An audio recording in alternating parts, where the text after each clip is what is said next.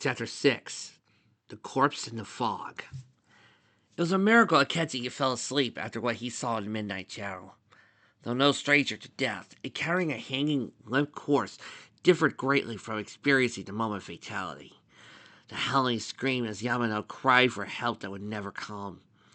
The claws, teeth, the shadows smothering, consuming, devouring her, all so vivid. The scary Goomba that the reader put at the end of it just to mess with the viewer's minds. He gulped down a glass of orange juice at the kitchen table, citrus burning down his throat. What did that mean? Was it metaphorical? Symbolic of Mayumi Yamano's failing career? Or was it a sign? Tojima left last night. The timing was uncanny. Could it be that ill-feeling news report was truly... Someone spoke to him. Words barely registered at first. Akechi-kun! Ah, Nanako. He tilted upright, forcing a smile that only half formed. Hello, Nanako-chan. She gazed up at him, hands tucked behind her back. You look tired. Tittering, Akechi propped his chin up with one hand and said, I didn't sleep as well as I liked. It was a reluctant admission, because said admission meant exposing some level of vulnerability that would only worry the little girl before him and her cousin toiling away in the kitchen. Sounds like you could use a good breakfast. You sauntered over, laying down an extremely elaborate setup before him. A small plate of tamago yaki, or egg-rolled omelets, a bowl of steaming miso soup, and grilled salmon as the main course. The sight alone left us salivating. Going all out on the first day, are we? When you had offered to cook, you didn't anticipate something this extravagant. Thank you, Narukami-san. Just doing my part. You traced back into the kitchen, fetching another helping of dishes and placing them in the chair beside Akechi. He nodded at Nanako, and in turn, she immediately climbed into the chair. That left Yu's helping, was he fetched soon after before taking a seat to Akechi's left, because of course he chose to sit close by. Ever the eager one, Nanako picked up one of the tamago yaki with her chopsticks, and made happy little sound upon taking her first bite. It's super good! Try it, Akechi-kun! He took the miso bowl first, sipping lightly, and, warm, fresh, with the slightest salty sweet. Very well. Where did you find time to get all this, anyway? I got up bright and early ahead to Eunice. Now I see why Nanako's such a big fan. Ah, right. It made sense for a department store to open early and serve as a breakfast, after all. Still, Akechi turned to an empty seat at the table, with the boxes it once held now carefully set aside. A pity Tojima-san isn't here to enjoy it. I suppose he left early as well? You glanced at the door. I didn't even see him, but I made sure to leave him some leftovers. Good. With the hours he put in, he deserves something relatively fresh. Satisfied for now, Akechi resumed eating this frankly extravagant feast. Fresh fish, warm soup, egg rolled delightfully with the faintest hint of soy and dashi. Had he ever eaten this good, come to think of it? Was this going to be the standard set by breakfast for the next year? If so, he could tolerate it. At least Yu's cooking made up for his bizarre sense of humor and unnecessary quips. Unfortunately, Akechi's quiet enjoyment of one of Yu's redeeming qualities ended abruptly when he broke through his silence. Are you sure you're okay? Just a nightmare. Akechi lied. Even then, it wasn't wholly untrue. Had he not been wide awake, it would be easy to dismiss as such. Yeah, well, for what it's worth, you weren't the only one who had a bad dream. That's not good, said Nanako, and indeed, it was a bit uncanny. Had you actually been somewhat constant during the broadcast, or... Yu shrugged and took a sip from his soup. Yeah, it wasn't scary, just weird. A lot of fog, some cryptic voices. Had a cool sort, though. Someone's been watching too much anime. Akechi's quite lacked the ferocity he might have had on a bad day, barely above a mumble. No such thing, I'm afraid. He got me. Anime and video games affected my brain. Soon I'll be shouting out all my own moves. He took his chopsticks, raced it dramatically over his plate of tamago yaki. Chopstick strike! And there he was, back to his weird antics. Until Akechi shook his head at the sight. Deep down, he had to admit it was a welcome distraction. Upon finishing meal, Akechi showered off. changed into his uniform, and meticulously brushed his hair to ensure he left the best possible first impression for the start of the term.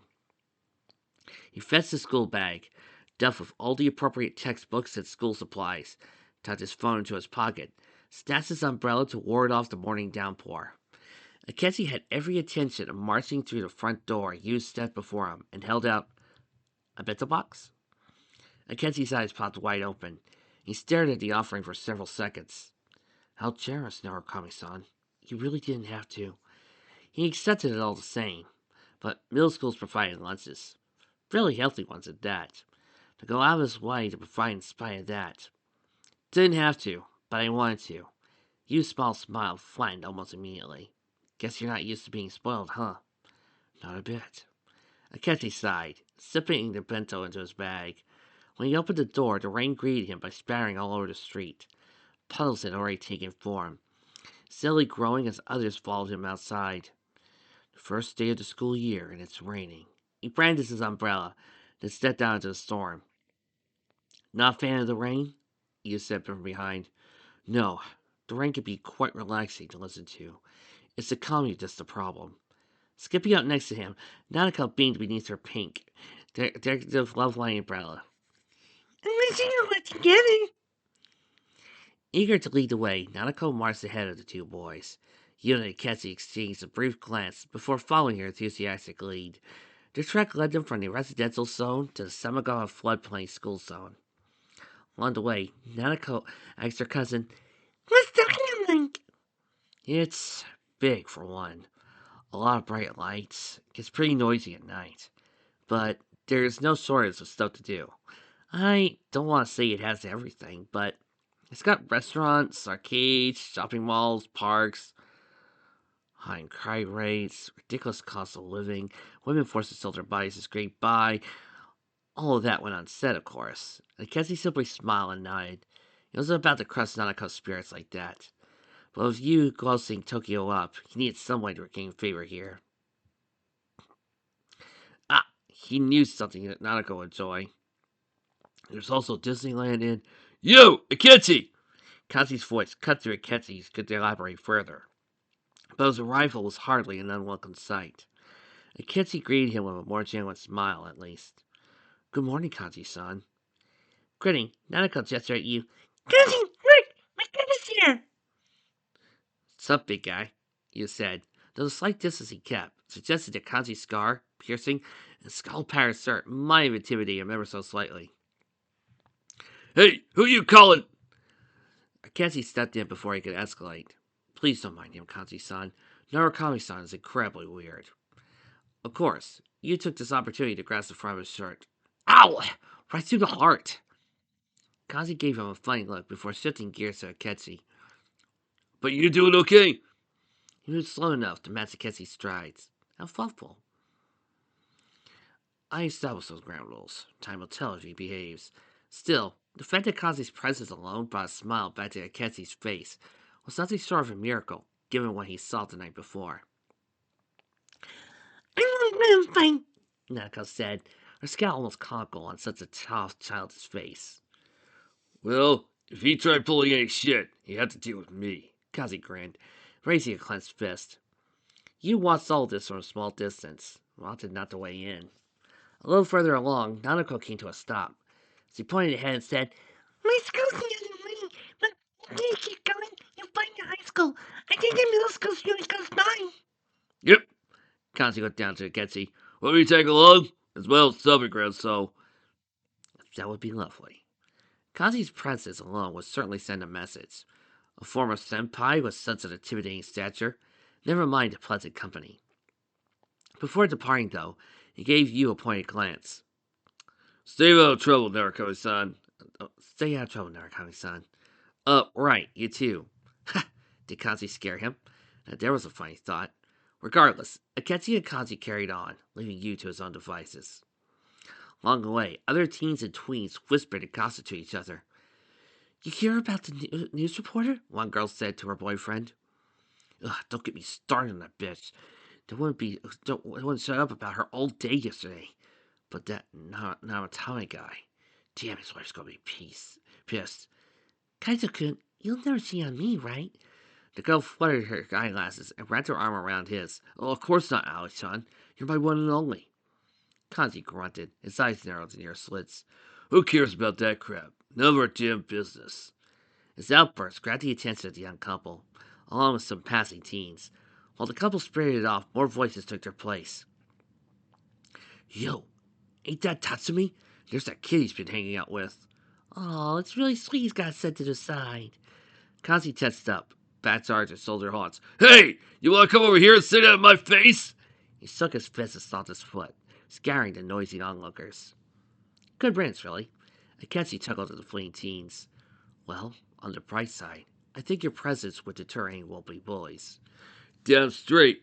And if anyone gives you a hard time, I'll make them wish they'd never been born. A few more passers-by stared at the two of them before tanning out, though a few ahs mixed in with cautious whispers and wide-eyed stares. Kazi's cheeks reddened slightly, and he turned the other way, adjusting his umbrella and grumbling to himself. A woman wearing a blue policewoman's uniform saw this, giggled to herself, and for some odd reason had a smiling thought about having a family with him. Oh, come on, guys. I think it's obvious what type of shipper I am. Eventually, they reached the front gates to Yasuno Inaba Middle School. Tightening his grip on his umbrella, Akechi craned his neck to the massive building. So here it is. Middle school. Nervous? It's... I suppose all that time away from school spoiled me. Now I actually have to interact with more than just a handful of trusted peers. Just hang in there, alright? You're a smart kid. Schools like this usually have smarties. And, if anything comes up, just give me a call and I'll come running. Kanji even took out his cell phone for emphasis. It was a sweet gesture that brought more a crooked smile to Akechi's face.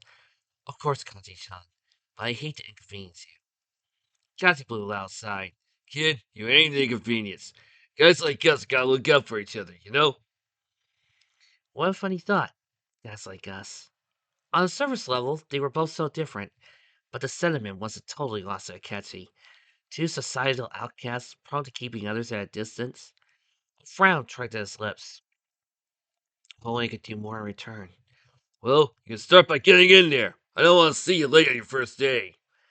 Very well, Kanji-san. Do take care then. There's a few steps left. Entering a new school was par for the course of this late. What did he truly have to fear? Well, other than ostracization, obnoxious prodding, shunning for his social status, and no, not now. I guess he slid through the school gates and strode in through the front door. As he approached the shoe lockers, a current of tweens and young teenagers flowed all around him. Boys in uniforms matching his own, girls in black sailor fuku with white ribbons and accented colors. Oh, and the chatter that flooded his surroundings was inescapable. Someone's gossip about Miyu Yamano scandal and Nanatomi's affair. Giggles and gas at the prospect of the Midnight Channel and the alleged soulmates. He rolled his eyes and kept quiet, opting to swap his shoes out for a mandated indoor slippers before approaching the bulletin board to locate the homeroom class. 1A, it's seen, with a Miss Hayashi. A voice of the intercom announced the oncoming star at the opening ceremonies and requested that students gather in the auditorium. Thus, Akechi followed the flow of students, eventually selecting a seat close to the front, but not too close as to draw unwanted attention. A somewhat stocky man in a suit and tiny mustache approached the podium near the front of the stage. Then came an irritating long opening speech, packed with the most trite and cliche proverbs all crammed together. And so, as we begin in the new year, do not lose heart if you struggle. As they say, even the monkeys fall for trees. Tomorrow's winds will blow tomorrow, so seize every day as it comes. After what seemed like an eternity, the assembly finally released him from his unyielding tedium.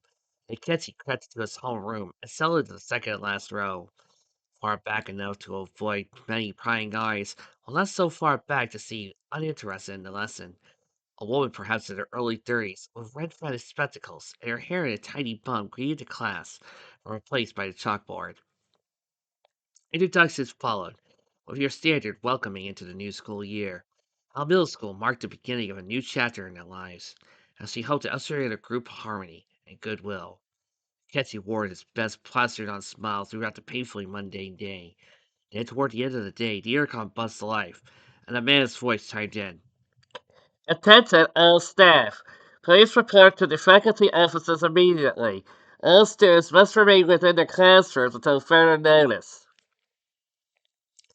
Oh, well, you heard him, class, Miss Hayashi said with an apologetic smile. Please don't worry. I'm sure it's nothing serious. She shuffled out the door, leaving the students to their own devices. When the teacher got on, Cassie soon found herself peering across the room. Through the window, a blanket of fog had since rolled in. Whispers of gossip broke out all at once, and a tap on the shoulder merely made Cassie flinch.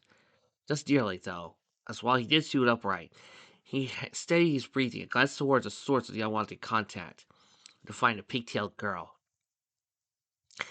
Hey, did you hear? What he'd give to be left to his thoughts, but whatever. Might as well humor her. I'm not sure. What is it? The girl's fist bunched up and her brow furrowed. They say Dan Nelson lady went missing. The cops have been looking all over for her ever since last night. Kenzie's heart dropped to the pit of his stomach. Mayumi Namino. Missing. The Midnight Channel before. Her screams, her pleas, her death. Kenzie didn't mean to stare. And to his credit, he tore his eyes off the unsuspecting girl before it became too suspicious. But if Miss Yamano went missing, that explained Joshima's continued absence. This was more than just some twisted projection. Something happened. He was already suspected what. But could that broadcast have been merely symbolic? Was there even a chance Mayumi Yamano still lived? Ultimately, despite the fear bubbling up inside, Akechi managed a fairly level, "Oh dear, I hope she's all right." "You kidding?" A rather slim male classmate with slightly missing hair. "That sleazy bitch deserves what's coming to her." Akechi looked away again to hide his glare. That's a little extreme. Hasn't her reputation suffered enough? "Hell yeah," said another girl, her hair in twin buns. "How could I keep blaming her, Toshi-san? That Tommy totally seduced her." A burlier boy slugged his Toshi fell's shoulder. "Come on, Toshi! It's 2011. Get with the times." While Akechi appreciated the somewhat progressive sentiment, he still rolled his eyes before digging out his cell phone. If they were to wait without direction, they might as well keep occupied somehow. So naturally, he texted Kanji. "I'm stuck on campus. Something seems to come up." It took only for a few seconds for Kanji to reply. "The report, lady? Shit, man. Hope it's nothing serious." Proper kanji from proper grammar for kanji. For some reason, Akechi expected something a bit cruder than this. "They say she went missing last night. I have reason to believe it's more serious than a mere disappearance." While Akechi waited for a responding text, another girl stepped away from her desk and cleared her throat loudly. "Ahem. So, like, did anyone here watch the Midnight Channel? 'Cause, oh my god, I cannot even." "Cannot even what?" Akechi didn't mean to provoke the proverbial bear, but that front of grammar was just too much. If the girl commented Akechi's sass, she clearly didn't care because she blathered on. "I swear I saw that Yamano lady in some freaking horror flick. Like, is he seriously moonlighting as a movie star? How does he, like, even get that job?" A sleepy-looking boy slumped over his desk and lifted his head and said, I thought you had to turn the TV off for it to work." "I mean, yeah, I did, but that's not the point, Yuto." Kanzi finally texted back. "Shit, okay, yeah, something saying came up. Hang tight, it'll be there ASAP." Seconds later, the aircon sparked back to life.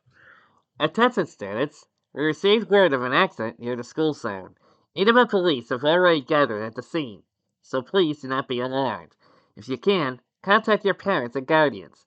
Travel in groups for your safety, and return straight home." Shrieks and gasps broke out throughout the room. One of the girls grabbed that Toasty boy by the front of the uniform and said, "Now look what you done, Toasty-kun! You jinxed it!" "Hey, what you talking about? We don't even know what's his hat." "But it's like totally make it creepy, right? First he like goes missing and now this. Do you think she committed—" Let's not let our imaginations get the best of us, Akensi said, leaving his desk and pushing in his chair. It was an empty statement. Were the accident not serious, there would be no reason to specify group travel. Still, he tried his best to amass his thoughts. Whatever happened, it's out of our control. What could Akensi or any of them have done as mere observers? Was it as though they could reach into the screen to pull her to safety? With so many students freaking out, Akensi waited for the others to filter out the room. A few girls asked if he wanted to walk home with them, but he politely declined. When he finally stepped outside and saw Kanji resting his way, the bubbly tension within him popped, and he jogged over to meet him. When Kanji skidded to a stop, he bent over, gasping for breath and drawing the attention of several passing teens. A slightly older boy watched the two of them and said, "Hey, that's Tatsumi-senpai. What's he doing here?"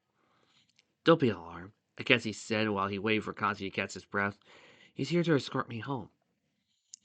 "Whoa, a big tough guy like Kanji as a bodyguard?" said another male upperclassman. "Damn, dude, how'd you manage to pull that off?" "Oh, I know," said a second girl with a ponytail. "That must be the boy you rescued." "Oh, yeah. Is he living with a cop now?" Between breaths, Kanji said, "None of your goddamn business." He straightened himself and started walking. Naturally, Kenzie followed to escape prying eyes. "So, you doing okay? I know this is kind of out of the blue." "Physically? I'm fine, but..." Kenzie clutched his phone in his pants pocket. "I hope Dojima-san's alright. Probably best to start there before leaving right to the surreal horror of the Midnight Town." "Well, there's one way to find out." Kanzi hesitated before continuing. "I know he ain't supposed to go near the cops, but you're his kid, sort of. I mean, he's the one taking care of you." His kid. There was a pang of something inside of Ketchy. Did Tsushima already consider him his son? It hadn't even been a month yet. And was Ketchy even ready to accept Tsushima as a parent, mere guardian? I suppose it wouldn't hurt to reassure him, depending on the incident. He could have left it at that, yet the words slipped from him as if they were a mind of his own. This is going to sound stupid, but I have this nagging feeling that Miss Yamano may have... Kanzi stopped, eyes wider than Kenzie had ever seen them before. "No way! You think she croaked?" Kenzie all but knew that was the case, but for Kanzi's sake, she's reported missing. Now we've been warned to return home. Travel in groups. Avoid wandering the school zone. When put together, it paints a gruesome picture. Nonetheless, Akensi resumed walking. Plus, it's hard not to let one's imagination run wild when your classmates won't shut up. "Man, I feel that." Kanji rubbed the back of his neck, glancing out somewhat distant greenhouses. "Was sort of hoping that all that Yamano BS would make everyone forget about us. But I guess there ain't much we can do about it." He sighed. "But I guess it beats being treated like a hooligan." "Oh, Kanji." Akensi moved closer. "Kanji-san, if you're worried you won't be taken seriously, I just want to assure you I really do respect you what you've done for me." It was rare to Akechi to speak such softness, and practically unheard for him to have a gentle smile. "It's not my place to dictate how you express yourself, but I rather like your soft side." However comforting Akechi's words were, Kanji still slumped over, blowing a puff of air. "I know that, but it ain't something I could just so to anyone, you know." "Afraid they'll hurt you?" Jesse gripped Kanji again. His shoulders drew up to his chin. His fist balled up, and then he just wilted. "Something like that." "Well, I understand. My mother's career and the nature of my birth made me..."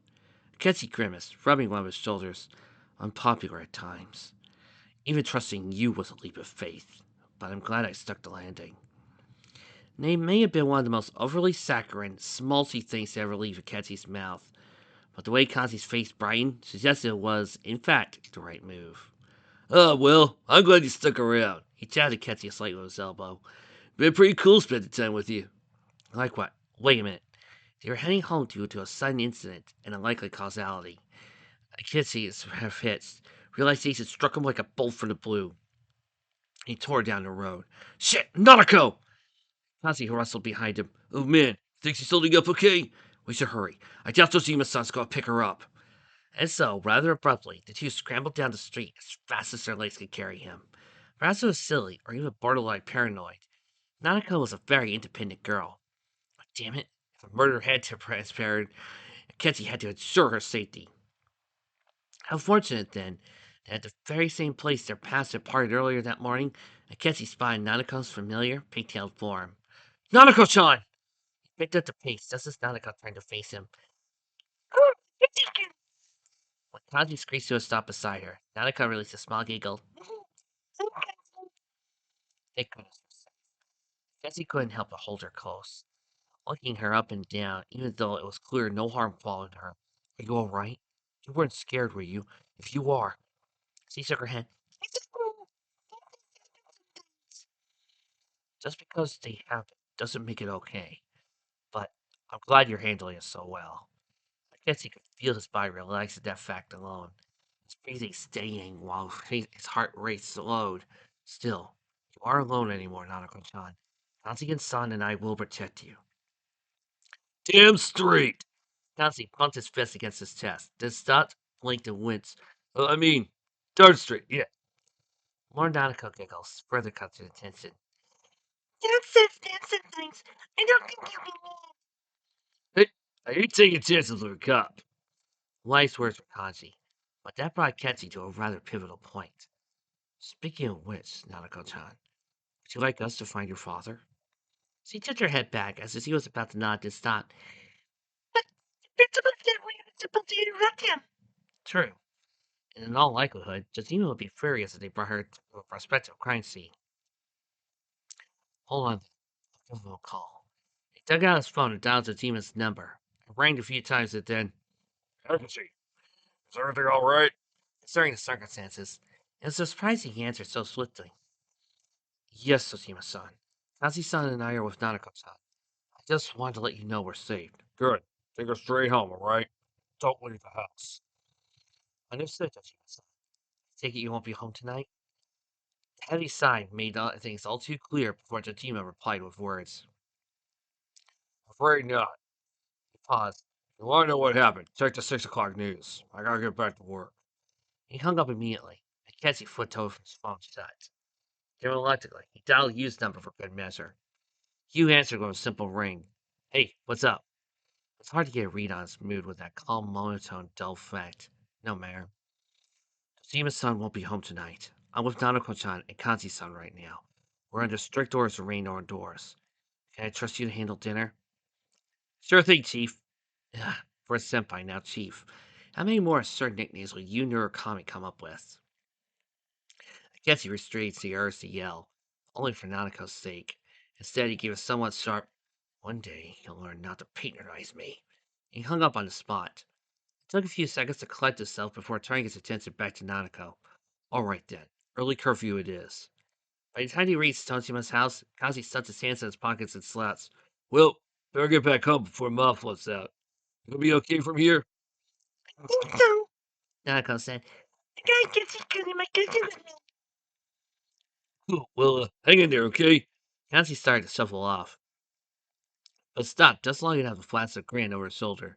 If anything comes up, call me anyway. I don't mind breaking curfew for a pal. Tempting offer, I guess he soon, but let's hope it won't come to that. They tried to settle in as best they could. At least went another hour before the news began. Akechi put on some Phoenix Featherman Victory reruns. Nanako parked herself right by the TV with a box of Pocky to snack on, while the colorful Max heroes performed wild acrobatics, followed a strange coloration of a flying saucer crossed with a crab. Then the store slid shut, and you crept to the kitchen, eerily quiet. Akechi looked up from his assigned history reading. I take it you heard about the incident? You froze, gripping the refrigerator handle tight. Walked right by the crime scene. Toji-sama wasn't too happy about it. Ah, and it was even close to what Ketchy saw in the Midnight Channel the night before. That hardly boded well. And you weren't the victim? Don't know. We just heard there was a. You stopped, looking away from the fridge.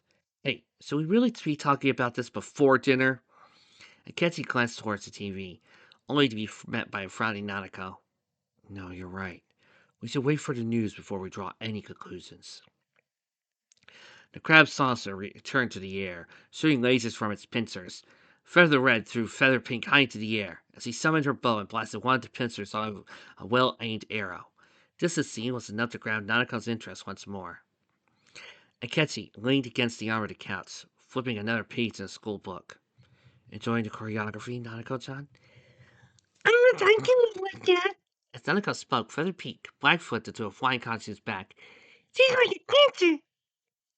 Over in the kitchen, Yu had already set up a rice cooker and started chopping vegetables. He had a strangely distant look on his face, perhaps put a bit more pressure than needed in cutting up the peppers and carrots. Akechi left him to his work, favoring the opportunity to gust by his interests. It's quite interesting seeing the evolution of tokusatsu, the subtle shifts in themes and setting as each series concludes, the changing of the guard as one actor leaves for the next. A simple enough subject to keep wearing minds off of the now confirmed murder. Annika glanced up at Ketchy, starry-eyed until another point-blank arrow from Pink struck the Crassoster's back, sent it careening down toward the cityscape below. Oh no! Nanka shrieked, at least until Pink's grateful Argus mech swooped in to catch her. Pausing his chopping, Yu chuckled, and Ketchy bristled at his unwanted verbal intrusion. Do you find this amusing, Narukami-san? I'm sorry. I just didn't think you were into superheroes. Yeah, of course you think that. There's a lot you don't know about me. And I'll have you know the Phoenix Featherman franchise is rich in meaning. That's when Pink made a triumphant landing by her team. Nanako looked away from the screen. Are you fighting again? Best to do some damage control. No, Nanako-chan. You snickered me in topping up the oven. He'd probably kick my ass. One little clip squeezed a burst of laughter out of Nanako. Why was Narukami so good at that? Charming people, making them smile and laugh. I guess we desperately wanted to snap back, but he was the one providing food for the evening. Thus, I guess he relented for now. By the way, thank you for doing this on such short notice. Any other night, we'd probably have heavy takeout with Ojima-san, but given the circumstances, he already prepared an elaborate breakfast and bentos. Was it selfish to have asked him to make dinner on top of everything else? The used Cries shrugged it off as if it was no big deal. Something sizzled from the stovetop. I already offered, didn't I? But it's still no simple task. He sprinkled more cut up vegetables into the pan. Good way to de-stress. What a weird thing to say. I fail to see how. So many things could go wrong. Akechi threw in some strips of pork and then said, So you suck? Akechi hopped off the couch, stomping forward. Excuse me? We all suck at first. He said so dramatically, splashing soy sauce into the pan with a flourish. But fear not, Akechi-kun. I could be your culinary sensei. I can guide you down the road of true artistry. He fetched the bowl with a swift, graceful maneuver, pouring in a helping of rice, then scooping the stirred fried goods out of the pot, and pouring them onto the top.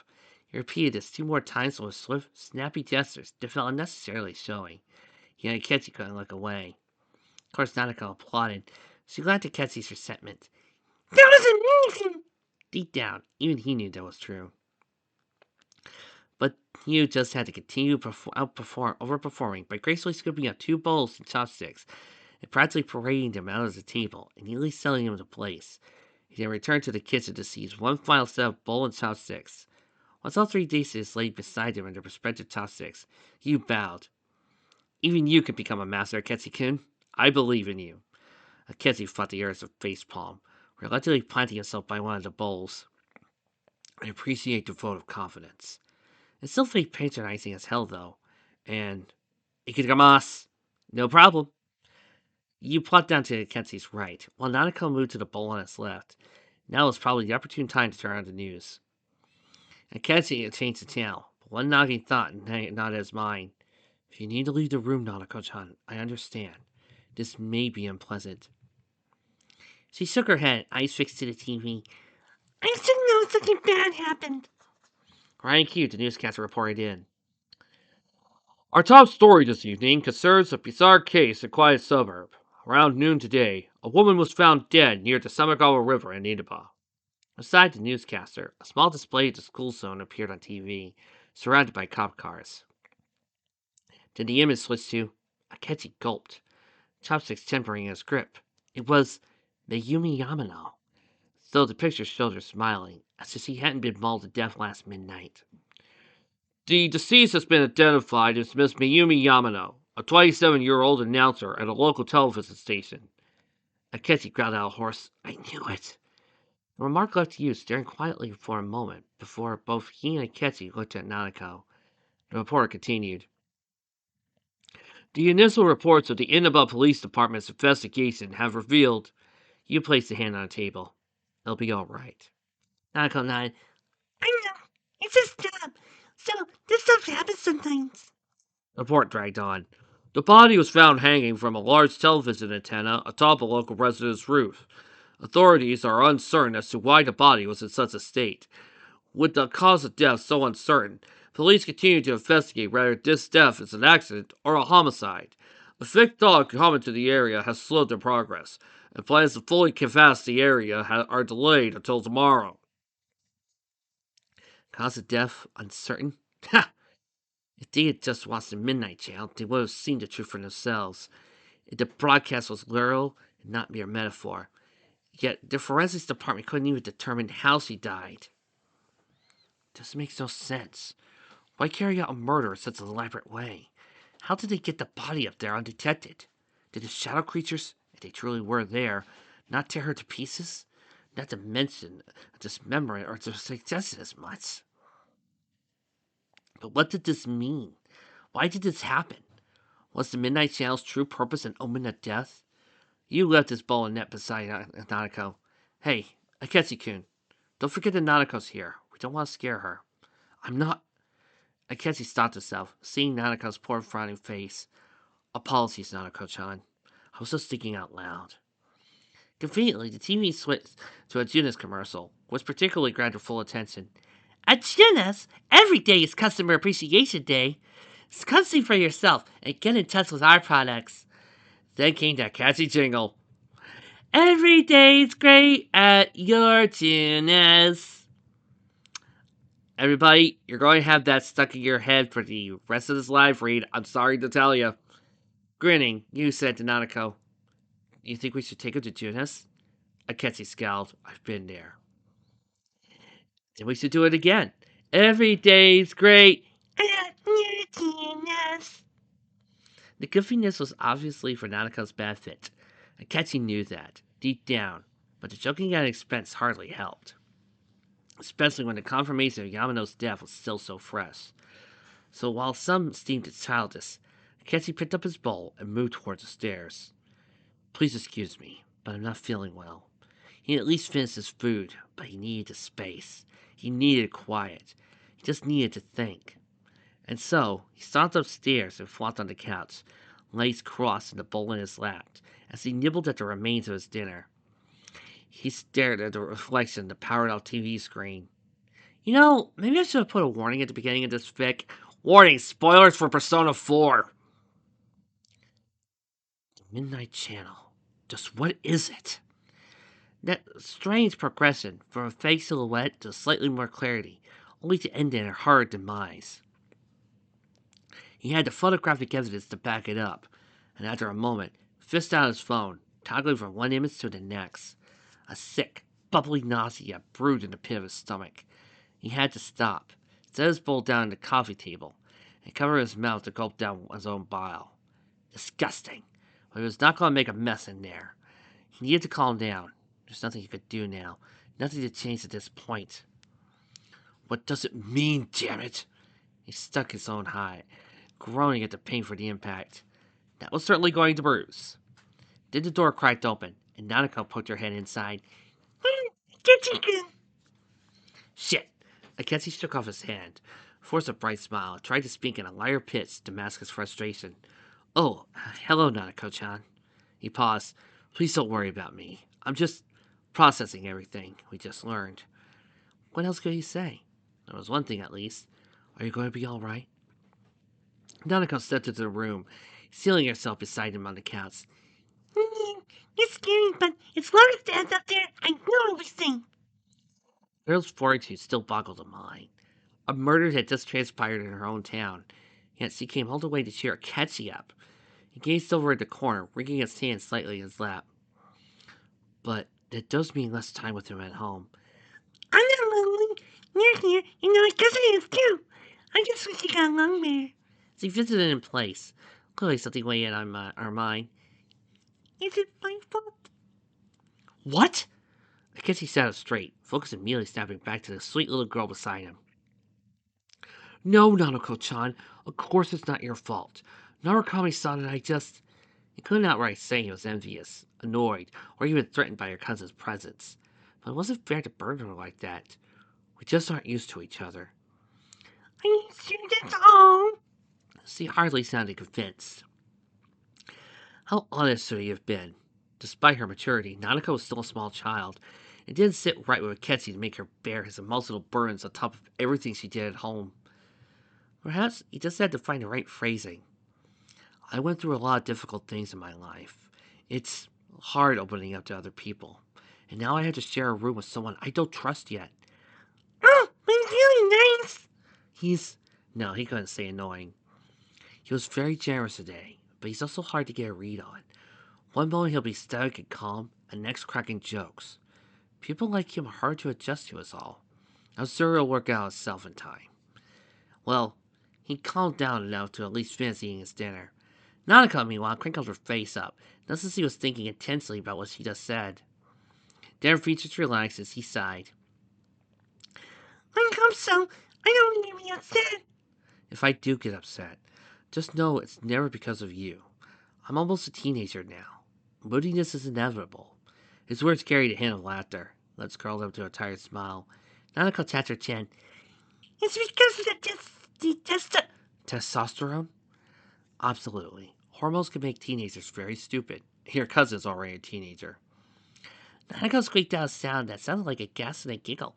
A kitchen! He just placed his right hand on his hip and raised an eyebrow. What? It's true. I bet your father had his share of teenage stupidity. You really think so?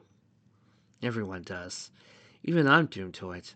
But I'll try my best not to embarrass you too much. He winked. And honestly, as silly as it was, the panther did help. Plus that girl and her fairy's charm. Okay. More giggles escaped her. You know I gotta do this. That's okay too. It's not that I don't want to go. The news was just fresh on my mind, and I didn't appreciate his teasing. Ketsu first took a few more bites, savoring the sharp flavors. I'm sure Narukami-san was just doing his best to lighten the mood. But it didn't work for you. No, but I'm moody and cynical, so jokes don't land as easily. Oh, what's the Narukami mean? Right, I guess he had to remember his advanced vocabulary wouldn't always land with her. It means I'm very serious and slow to trust. If you're sweet, then I'm bitter. My cousin is too. Black like my soul. Akechi snickered at his metaphor, but that's okay, Nanako-chan. You've got plenty of sugar to lift my spirits and balance the bitterness. A wide smile spread across Nanako's face. That's bitter too.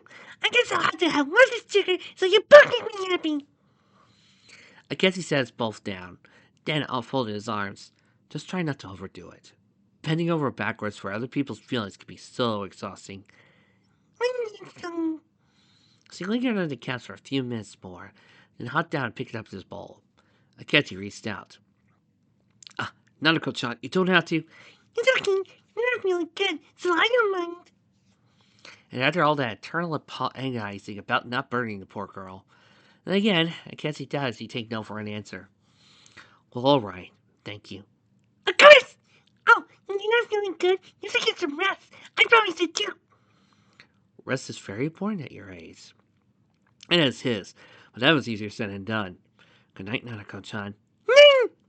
She hovered up by the door as if she wanted to say something more, but ultimately shuffled back into the hall. Once Nanako left, Akechi moved over to his futon. Though as he passed the TV, he found himself staring at the blank screen one more time. The absence of the pitter-patter of raindrops outside meant the odds of another Midnight Channel were unlikely. No Midnight Channel meant no follow-up, and thus no proof to the pattern established by Miyumi Namato. Would Marie know anything? Would a gas station attendant? Would the fox? Before he could go down that particular rabbit hole, you entered the room and sat down on the couch. Hey! Akechi sat atop his futon, a scowl reclaiming his face. Yes. Sorry about earlier. Sorry if I took it too far. He patted the cushion beside him. If you want to talk about it... At least he had the sense to apologize. Logically speaking, it would probably be ideal to take you up on his offer and practice a little thing called healthy communication. But, quite frankly, Akechi didn't feel like it. Instead, he wriggled under the covers. Not tonight, Narukami-san. Too tired to make pleasant conversation. Oh, all right. Maybe another time? Perhaps. But for now, he rolled onto his side. As quiet overtook the room, the weight of the day's events crashed down upon him.